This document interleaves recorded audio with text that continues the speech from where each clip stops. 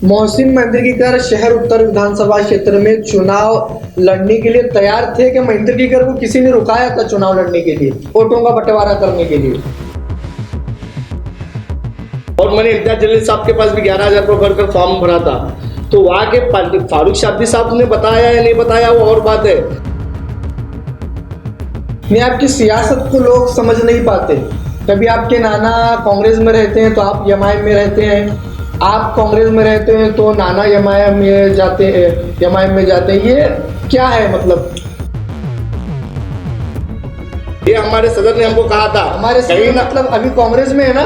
मैं कांग्रेस में हूँ, मेरे माजी सदर है। अभी भी मेरे को मेरे बैरिस्टर असदुद्दीन ओवैसी के ऊपर मोहब्बत है। और मोहसिन मैंद्रगीकर जब कांग्रेस वाले बवाल खड़ा कर देंगे मोहसिन भाई। देखिए कांग्रेस हमारे सदर कांग्रेस मोहसिन भाई, जहाँ से आप आते हैं, जहाँ पे आप स्थानीय नागरिक हैं, वहाँ से आपने चुनाव लड़ा, 1700 वोट मिले।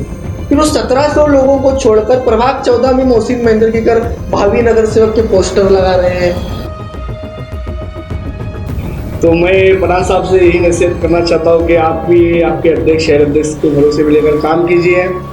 और फारूक भाई भी मतलब क्या समझ में नहीं आ रहा क्या बोल रहे? कांग्रेस को भी कोई हल्के में ना ले और सेकुलर ख्यालात रखने वाले लोगों को भी हल्के में ना ले। कांग्रेस को उम्मीदवार नहीं मिल रहा, अभी पॉजिटिव लोग जिंदा है। कांग्रेस को उम्मीदवार नहीं मिल रहा, ऐसा कह रहे हैं लोग। उन्होंने जो स्थायी समिति के अंदर जो वोट किया है ना, सोलापुर के अवाम को सब पता है। आपने भी तो क्या वोट? माजी एमआईएम पार्टी जो है उनके घर की पार्टी नहीं थी। उन्होंने परिवहन का पद जो उनके बेटे के पास रख के लिया, स्टार्टिंग का सदस्य का पद उनके पास ले गया।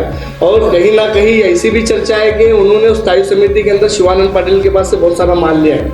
आपने भी मान लिया, अगर चर्चा है बीजेपी के उम्मीदवार पास एक आदमी लेकर आई। मुस्लिम समुदाय कहीं ना कहीं खासदार परनीत शिंदे से नाराज दिख रहा है, क्योंकि ऐसा भी कहा जाता है कि कांग्रेस पार्टी को मुसलमानों के वोट चाहिए, लेकिन किसी भी मुद्दे पर कांग्रेस पार्टी खुल के बात नहीं करती मुसलमानों के, अल्पसंख्यकों की।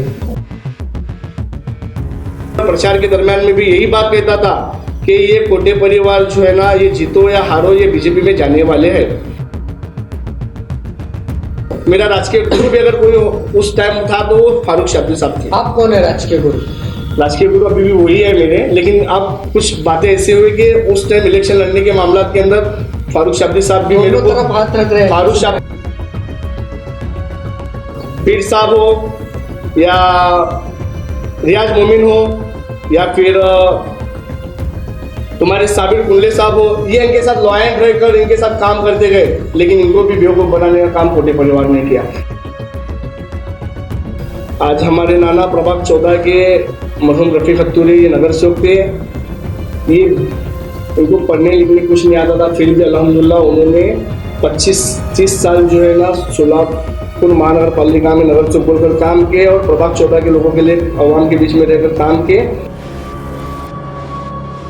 वहाँ पे शहर उत्तर के लोगों ने जो मेरे सर के जो ख्यालात रखने वाले लोग ने ना मेरे को अल्हम्दुलिल्लाह 1700 वोटों से नवाजा। उनको टिकट फिक्स है, कंफर्म है। और नाना के खिलाफ नवासा और भतीजा यानी मैनुद्दीन हत्तुरे और मोहसिन मैंद्रगीकर, ये दोनों भी लगे हैं। पता नहीं है मोहब्बत? हाँ अल्हम्दुलिल्लाह मेरी मोहब्बत है पार्टी के साथ। फिर कांग्रेस में आप मोहब्बत? कुछ मामला ऐसे हुए कि हमारे अभी मोहब्बत है पार्टी से? बैरिस्टर सुनिए मेरी बात। तो हमारे एमआईएम का उम्मीदवार 2014 में खड़ा था, वो कहीं ना कहीं कोटे गढ़ का उम्मीदवार था।